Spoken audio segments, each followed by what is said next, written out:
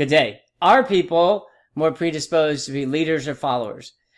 Or, what I always like to talk about is, why are some people leaders and some people followers? Leaders encompasses a whole conversation, and there are certain characteristics that I think would follow a person who's a leader. But we often don't spend as much time on the characteristics of those who are followers.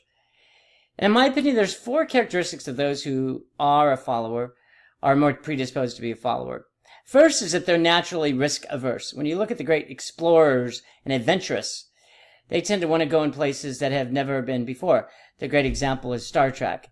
Uncharted territories, I'm not sure what the exact frame, but frontiers, far frontiers, the unexplored world. Those are what those adventurers of Captain Kirk and Spock and Ulu, they're all interested in what is interesting in the future. But those who are followers are naturally risk averse. That is not something that is interesting to them. Which leads us to the second aspect, is they like the status quo. They like sameness. They like things to be the same for an extended period of time. Stability is important to them. They may eat in the same types of restaurants, the same types of food. They tend to have longevity both in the home that they live in and in the job that they have. This is not negative, and it's not anything that is disadvantageous to somebody's future, but some people are just naturally a status quo person. They like the status quo. They don't like the burden and the stress of constantly having to think about what to do, where to go, why to go there, how to get there. They like that status quo.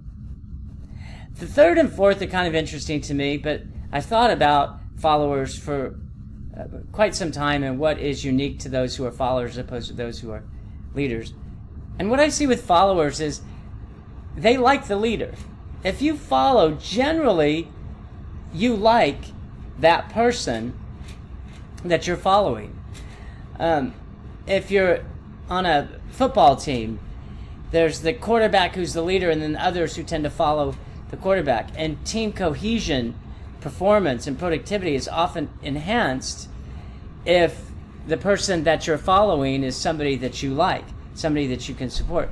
And we know that in football and basketball, some teams are better because the person who's at the forefront of that team is widely recognized as a person that has characteristics that are positive to the rest of the team, whether it's their generosity of spirit, whether it's their ability to share, whether it's their ability to care. Whatever characteristics they have, those characteristics are important to the team, to the people who follow them. And so the bonds between the leader and the follower are much stronger. And so they like the leader and they want to follow the leader, which brings us to the fourth one, was they want what the leader wants. They want to go where the leader goes. So you may like the leader, but that doesn't mean that in all cases you're going to blindly follow the leader. So you have to have something that your followers want. You have to show them that you can have this. You will want this. It will make your life better. You must have it. You need to have this. So as you look at what makes a follower, they tend to be naturally risk averse. They tend to like the status quo. They don't like change. They don't like innovation. They're not necessarily creative. They like the status quo. And then they like the leader, and therefore they're more predisposed to follow them.